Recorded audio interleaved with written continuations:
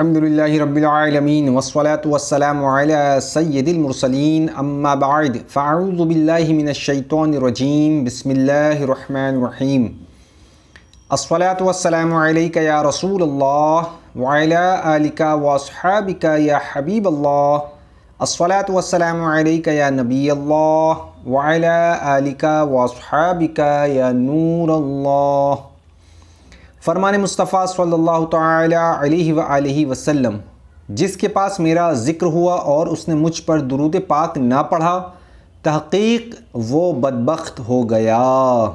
صلو علی الحبیب صلی اللہ تعالی علی محمد صلی اللہ علیہ وآلہ وسلم۔ حضرت مولا کائنات علی المرتضیٰ شیر خدا کرم اللہ تعالی وجہہ الکریم سے روایت ہے، ایک شخص نے بسم اللہ الرحمن الرحیم کو خوب عمدگی سے پڑھا، اس کی بخشش ہو گئی۔ ایک گناہ گار کو مرنے کے بعد کسی نے خواب میں دیکھ کر پوچھا، اللہ عز و جل نے تیرے ساتھ کیا معاملہ فرمایا؟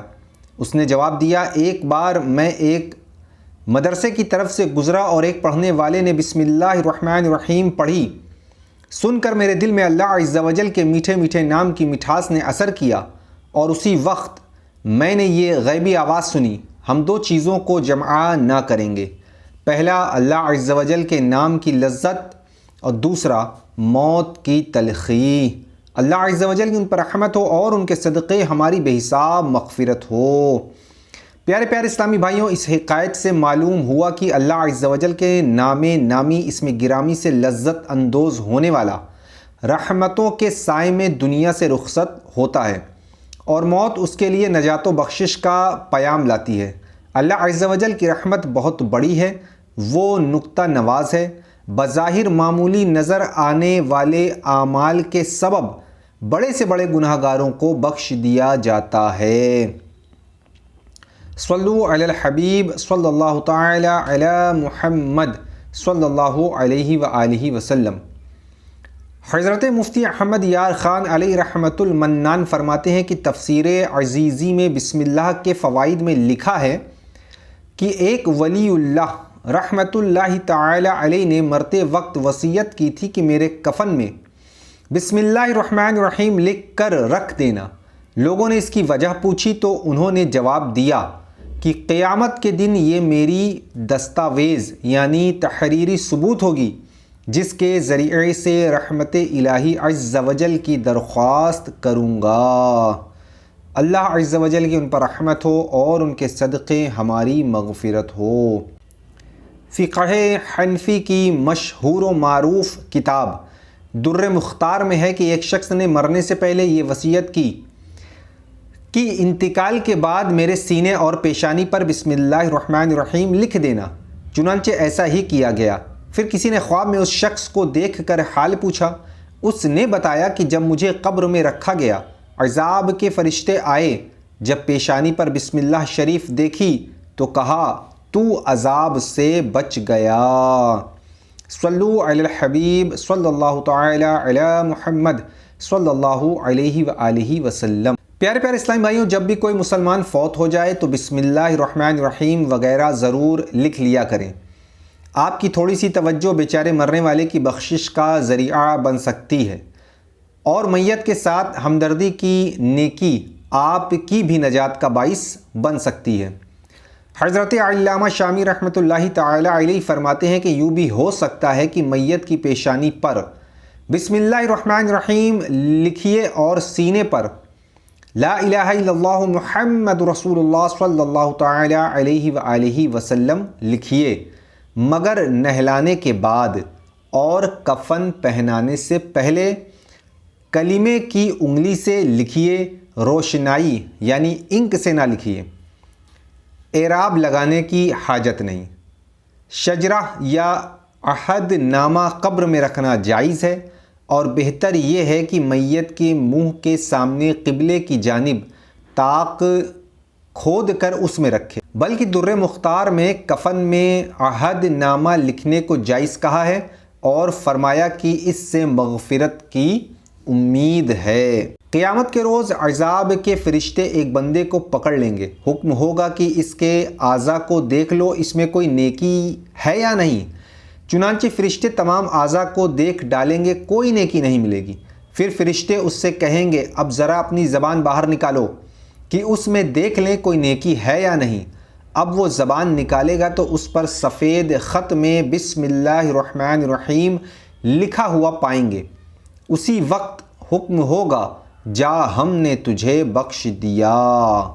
صلو علی الحبیب صلی اللہ تعالی علی محمد صلی اللہ علیہ وآلہ وسلم۔ پیارے پیارے اسلامی بھائیوں، اللہ عز و جل کے کرم کی بات ہے کہ جس کو چاہے بخش دے۔ یقیناً اس شخص نے اخلاص کے ساتھ بسم اللہ الرحمن الرحیم پڑھی تھی جو کام آ گئی، کہ اخلاص کے ساتھ کیا جانے والا بظاہر چھوٹا عمل بھی بہت بڑا درجہ رکھتا ہے۔ چنانچہ امام المخلصین سید المرسلین رحمۃ للعالمین صلی اللہ تعالی علیہ وآلہ وسلم کا فرمان قبولیت نشان ہے، اپنے دین میں مخلص ہو جاؤ، تھوڑا عمل بھی کافی ہوگا۔ حجت الاسلام حضرت امام محمد غزالی علیہ رحمۃ اللہ الوالی ایک بزرگ سے نقل کرتے ہیں، ایک ساعت کا اخلاص ہمیشہ کی نجات کا باعث ہے، مگر اخلاص بہت کم پایا جاتا ہے۔ حضرت سیدنا عیسیٰ روح اللہ کے حواریوں نے آپ علیہ السلام کی خدمت میں عرض کیا کس کا عمل خالص ہوتا ہے؟ فرمایا اسی شخص کا عمل اخلاص پر مبنی مانا جائے گا جو صرف اللہ عز و جل کی رضا کے لیے عمل کرے اور اس بات کو نہ پسند کرے کہ لوگ اس عمل کے سبب اس کی تعریف کریں۔ یا اللہ عز و جل تیرے مخلص نبی سیدنا عیسیٰ علیہ السلام کا واسطہ ہمیں بے سبب بخش دے، آمین۔ ہائے ہائے، نفس و شیطان کے ہاتھوں ہم تیزی کے ساتھ تباہی کے گڑھے میں گرتے جا رہے ہیں۔ آہ آہ آہ، حوصلہ افزائی کے نام پر جب تک ہمارے اعمال اور دینی افعال کی تعریف اور واہ واہ نہیں کی جاتی، ہمیں سکون ہی نہیں ملتا۔ میرا ہر عمل بس تیرے واسطے ہو، کر اخلاص ایسا عطا یا الہی۔ مولا کائنات حضرت سیدنا علی المرتضیٰ شیر خدا کرم اللہ تعالی وجہہ الکریم سے روایت ہے کہ سلطان مکہ مکرمہ تاجدار مدینہ منورہ مکین گنبد خضرا صلی اللہ تعالی علیہ وآلہ وسلم نے ارشاد فرمایا، اے علی کرم اللہ تعالی وجہہ الکریم، میں تمہیں ایسے کلمات نہ بتا دوں جنہیں تم مصیبت کے وقت پڑھ لو؟ عرض کیا ضرور، ارشاد فرمائیے۔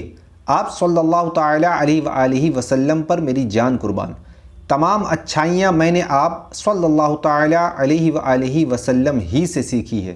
ارشاد فرمایا جب تم کسی مشکل میں پھنس جاؤ تو اس طرح پڑھو، بسم اللہ الرحمن الرحیم ولا حول ولا قوت الا باللہ العلی العظیم۔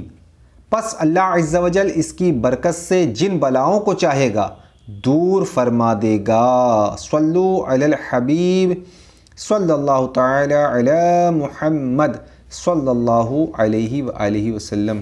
پیارے پیارے اسلامی بھائیوں، جب بھی بیماری، قرض داری، مقدمے بازی، دشمن کی طرف سے ایذا رسانی، بے روزگاری یا کوئی سی بھی آفت ناگہانی آن پڑے، کوئی چیز گم ہو جائے، کسی کی بات سن کر صدمہ پہنچے، کوئی مارے، دل دکھ جائے، ٹھوکر لگے، گاڑی خراب ہو جائے، ٹریفک جام ہو جائے، کاروبار میں نقصان ہو جائے، چوری ہو جائے، الغرض چھوٹی یا بڑی کوئی سی بھی پریشانی ہو، بسم اللہ الرحمن الرحیم ولا حول ولا قوت الا باللہ العلی العظیم پڑھتے رہنے کی عادت بنا لیجئے۔ نیت صاف ہوگی تو انشاءاللہ عز و جل منزل آسان ہوگی۔ مشکل کی آسانی کے لیے ایک عمل یہ بھی ہے، قبل از نماز جمعہ غسل کر کے پاک صاف لباس پہن کر تنہائی میں یا اللہ 200 بار اول آخر 3 بار درود پاک پڑھ لیجئے۔ کیسی ہی مصیبت ہو دور ہوگی یا کیسی ہی حاجت ہو پوری ہوگی انشاءاللہ عز و جل۔ صلو علی الحبیب صلی اللہ تعالی علی محمد صلی اللہ علیہ وآلہ وسلم۔ تو جو کچھ بھی بیان کیا گیا اللہ تعالی ہمیں اسے صحیح طریقے سے سننے، سمجھنے، اس پر عمل کرنے اور اسے دوسروں تک پہنچانے کی توفیق عطا فرمائے، آمین بجاہ النبی الامین صلی اللہ تعالی علیہ وآلہ وسلم۔